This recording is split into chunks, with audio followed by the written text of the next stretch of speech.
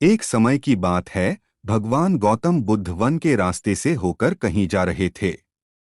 रास्ते में उन्हें एक व्यक्ति मिला जो एक गड्ढा खोद रहा था। गौतम बुद्ध वहीं पर थोड़ी देर विश्राम करने के लिए वृक्ष के नीचे बैठ गए और उस व्यक्ति को देखने लगे जो गड्ढा खोद रहा था। तभी उस व्यक्ति को गड्ढा खोदते खोदते एक कलश मिला। उस कलश में बहुत ही कीमती हीरे जवाहरात भरे हुए थे। यह सब देखकर वह व्यक्ति बहुत खुश हुआ और सोचने लगा, आज मेरा भाग्य जाग उठा है। उस व्यक्ति ने हीरे जवाहरात से भरे हुए उस कलश को भगवान गौतम बुद्ध के चरणों में रख दिया और कहा, हे भगवान, आपके आशीर्वाद से ही मुझे यह बेशुमार धन दौलत प्राप्त हुई है। इसलिए मैं इनमें से कुछ हीरे जवाहरात आपको भेंट करना चाहता हूँ। यह सब सुनकर भगवान गौतम बुद्ध ने उस व्यक्ति से कहा, तुम्हारे लिए यह धन दौलत है, लेकिन मेरी नज़र में यह जहर के समान है, क्योंकि बिना मेहनत के प्राप्त हुई धन दौलत जहर के समान ही होती है।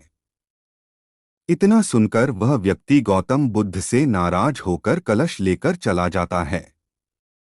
उस व्यक्ति ने बाजार में सभी हीरे जवाहरात बेचकर बंगला, गाड़ी और बहुत सारी संपत्ति खरीद ली और गरीब से करोड़पति बन गया। थोड़े दिनों बाद किसी ईर्ष्यालु व्यक्ति ने राजा से उस व्यक्ति की शिकायत कर दी और बोला, महाराज, जमीन में दबा धन राजकोष का होता है। लेकिन उस व्यक्ति ने उस धन दौलत को अपने ऐशो आराम के लिए खर्च करके राजद्रोह किया है और ऐसा करना नियमों का उल्लंघन है। यह सब सुनकर राजा ने अपने सैनिकों को उस व्यक्ति को पकड़ने का आदेश दिया और राजदरबार में बुलवाया गया तो राजा ने उस व्यक्ति से उस कलश को जमा कराने के लिए बोला। राजा के सामने आकर वह व्यक्ति घबरा गया और उसने सब कुछ उगल दिया कि मैंने सभी हीरे जवाहरात बाजार में बेचकर संपत्ति खरीद ली है। यह सब सुनकर राजा ने उस व्यक्ति से कहा, ऐसा करके तुमने हमारे राज्य के नियमों का उल्लंघन किया है, इसलिए तुम्हें इसकी सजा जरूर मिलेगी। और राजा के आदेश से उसे अपने परिवार सहित जेल में डाल दिया गया और उसकी सारी संपत्ति जब्त कर ली गई।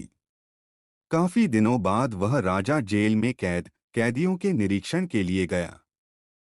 तभी उस व्यक्ति ने राजा से अपनी सजा माफ करने के लिए आग्रह किया और कहा, महाराज, जब मुझे वह कलश जमीन में गड्ढा खोदते समय मिला तो भगवान गौतम बुद्ध वहीं पर मौजूद थे। भगवान गौतम बुद्ध ने मुझसे कहा था कि इसमें धन दौलत नहीं, जहर भरा हुआ है।